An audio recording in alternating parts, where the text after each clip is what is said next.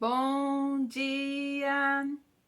Estamos de volta com o nosso devocional Florescer, hoje número 210, e nós estamos então fazendo os nossos devocionais 30 dias no livro de Salmos.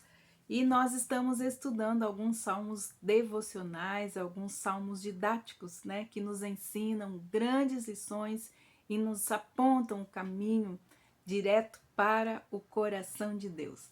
E hoje nós temos, por enquanto, um dia nublado aqui em Mogi das Cruzes.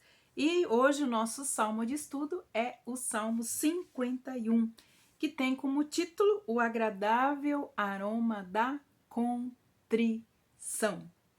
Este salmo ele foi escrito por Davi quando o profeta Natã o condenou com toda a intrepidez por ele ter cometido então adultério com Betseba e por assassinar o esposo dela, Urias.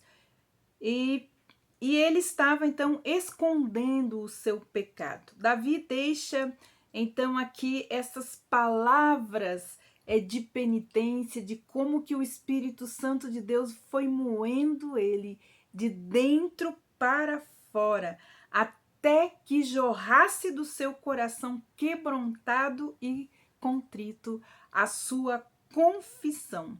A sua confissão que foi feita do modo seguinte, versículos 1 e 2 do capítulo 51 diz assim: Compadece-te de mim, ó Deus, segundo a sua benignidade e segundo a multidão das tuas misericórdias, e apaga as minhas transgressões. Lava-me da minha iniquidade e purifica-me do meu pecado. Lava-me completamente e purifica.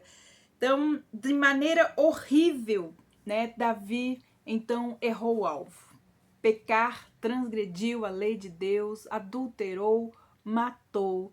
Davi errou o alvo que Deus tinha para ele. Sei muito bem, diz ele, né, que eu pequei contra ti somente pequei. Então ele reconhece, né? Seu reconhecimento foi completo. Ele nesse salmo ele declara: eu sei que eu pequei contra Betseba e contra o seu marido fiel, Urias. Perdoa-me, Senhor, por ter traído este general valente. Todavia, eu tenho consciência que todo o pecado é, acima de tudo, contra ti. Transgredi a tua lei, não me importei com a sua vontade, desonrei o seu nome, de modo que me coloco contra mim mesmo. E qualquer sentença que o Senhor proferir contra mim, e ninguém poderá ir contra a sua decisão. Então, Davi estava convicto de que ele tinha pecado contra Deus e que se fosse ele aplicaria a sentença e não ficaria contra Deus. Então, aqui Davi está abrindo seu coração, implorando a Deus por seu perdão, por seu relacionamento ilícito e por seu pecado. Essa atitude tão sublime e admirável tem guiado muitos pecadores ao arrependimento, né? Todos lembram quando erram o alvo, quando transgridem a lei, quando desonram a Deus. Lembram deste Salmo 51. Então, esta atitude é tão importante. Quão diferente essa atitude é das filosofias de hoje, onde tudo e todos muitas vezes são usados como bode expiatório para justificar o nosso mau comportamento e são argumentos ardilosos que distorcem então os valores fundamentais, tirando então a responsabilidade do indivíduo por suas ações. Argumentos esses que tentam esquivar o próprio autor de qualquer maldade social ou responsabilidade. Essa atitude de Davi tem muito, mas muito mesmo a nos ensinar. Primeiro, que o pecador pode reconciliar-se com Deus. Todo aquele que pecar, que transgredir a lei ou que errar o alvo, ele pode reconciliar-se com Deus. Isaías 59, versículos de 1 a 2 diz assim: Eis que a mão do Senhor não está encolhida para que não possa salvar, nem surdo o seu ouvido para não poder ouvir, mas são as vossas iniquidades que fazem a separação entre vós e o vosso Deus, e os vossos pecados encobrem no seu rosto de vós, para que não vos ouça. Então, é as nossas iniquidades que nos separam de um relacionamento de amor pessoal, de fé com o nosso Deus. Então, o que seriam iniquidades? As iniquidades são as perversidades, são as depravações, as maldades, as ilegalidades. É uma transgressão da lei de Deus, uma ação contrária à sua justiça. Iniquidade no hebraico bíblico é Izara, que significa lepra. Então, lepra, definindo uma situação de deteriorização espiritual, emocional, até mesmo podendo chegar na física.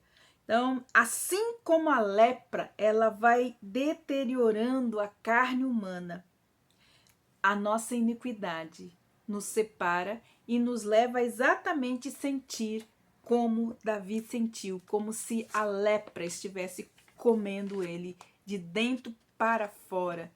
Então, trazendo tudo isso. E Davi, nesse ato, então, de contrição, declara: limpa-me com o isopo e ficarei puro.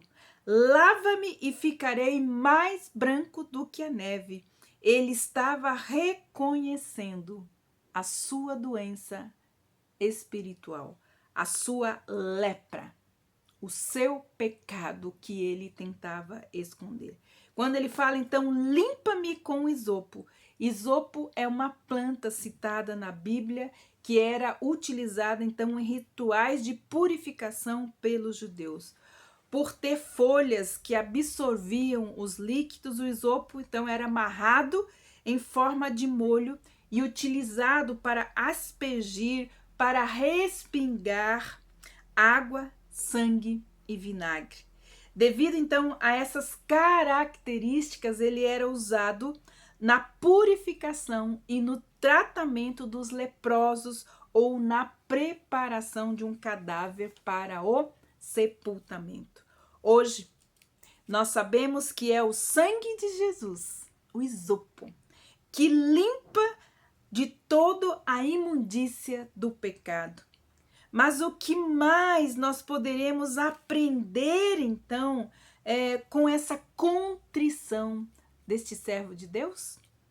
Podemos aprender os passos para a nossa reconciliação com Deus. Então, Isaías 59, 1 e 2 diz que são as nossas iniquidades que fazem a separação entre nós e Deus. Então, primeiro nós precisamos reconhecer como Davi a benignidade e a misericórdia de Deus. Que Deus é este a quem pedirei perdão? Ele pode falar algo por mim? Deus é o único que pode apagar as nossas transgressões e nos lavar da culpa e nos purificar de todo o pecado.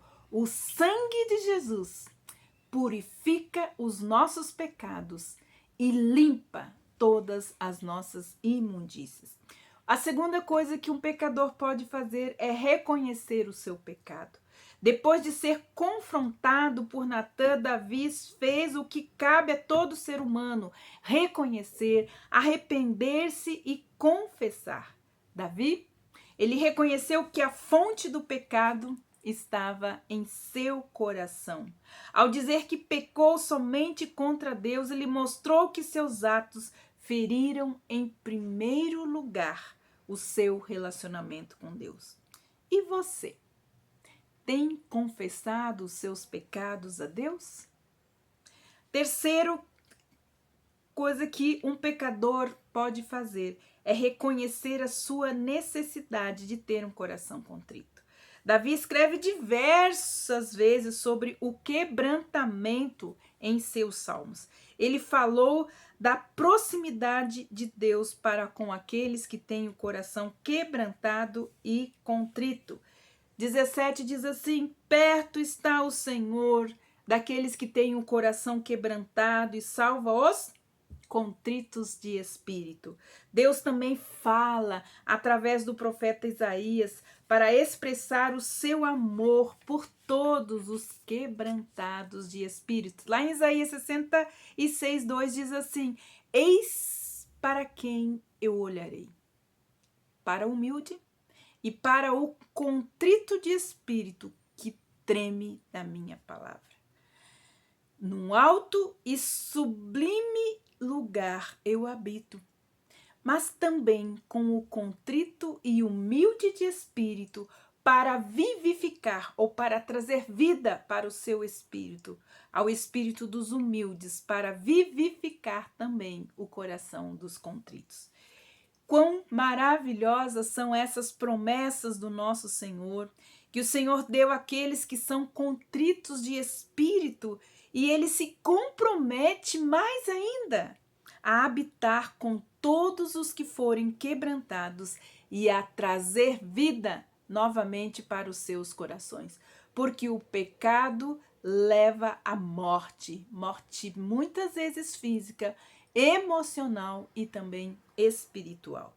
Tanto o salmista quanto Isaías estão falando profeticamente de um quebrantamento que aponta também para a morte e para a ressurreição de Jesus.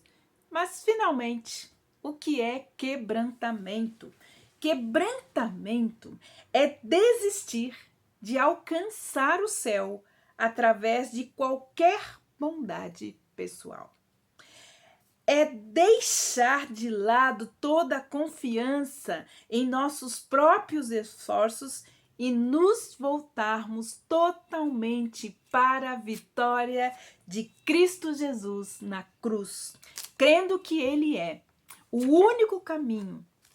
E nós podemos então confiar nele para poder nos dar poder e através do Espírito Santo para correspondermos àquilo que Ele quer em nossas vidas. Nós precisamos confiar nele para nos dar poder através do Espírito Santo para correspondermos ao que Ele requer da nossa vida. Não importa como eu possa me sentir, Cristo sempre será a minha justiça, a minha retidão, o meu exemplo de justiça e de retidão. Não importa quantas dúvidas se levantam, Cristo é a minha justiça. Não importa quantas acusações eu ouça do diabo durante o dia, eu permaneço nisso. Deus vê a mim como um justo em Cristo. Quando quebrantado e contrito de coração, eu peço perdão e peço que o sangue de Jesus me liberte de todo o pecado, me libere esta dívida que eu tenho contra Deus e me limpe de toda a imundície. O sangue de Jesus é a cura para a lepra do pecado. Que Deus abençoe você e até amanhã com o nosso devocional Florescer.